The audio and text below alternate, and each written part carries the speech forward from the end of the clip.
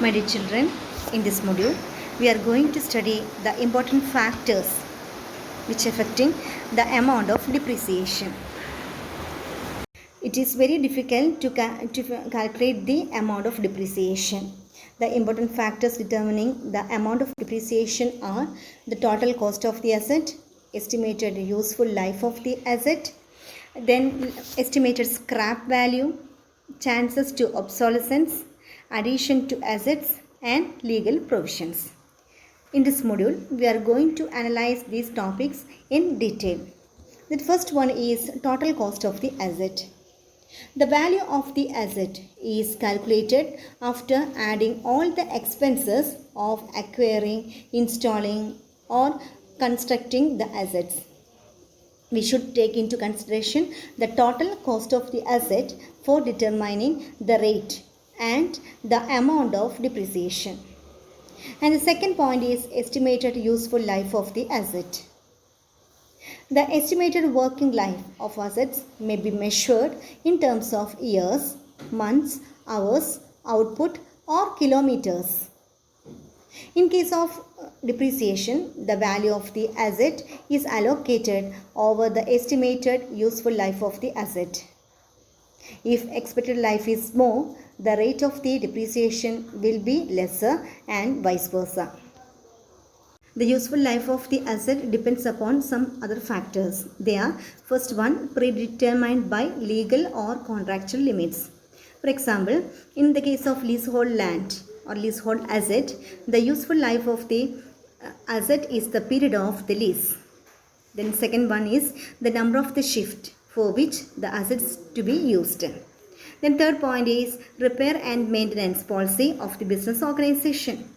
Then another point is technological obsolescence and innovation or improvement in the production method and legal or other restrictions. Then third point is estimated scrap value of the asset. Next point is estimated scrap value. It is the residual value which is expected to be realized even if the asset becomes obsolete. We shall have to make provision of the amount which is the value of the asset less its scrap value. Now I am going to give one example. Suppose we purchase a machine for rupees 10,000 whose expected life is 10 years. Then if the scrap value of the asset is rupees 1,000, we will have to arrange rupees 9,000, that is 10,000 minus 1,000 in 10 years. Every year we will bear a depreciation of 900 rupees, that is 9,000 divided by 10. Then you will get the depreciation amount of 900. If the scrap value is in the above case is rupees 2,000, depreciation to be charged will be rupees 800 only. Then another point is chance to obsolete. If the asset acquired is expected to be obsolete within 5 years, we will have to split the value over 5 years. If it will be obsolete within 4 years, the value will be split over 4 years. It shows that the amount of depreciation charged every year will decrease with comparatively remote changes of obsolescence. Another point is addition to the assets. In this case, the depreciation should be charged on the addition to the assets also.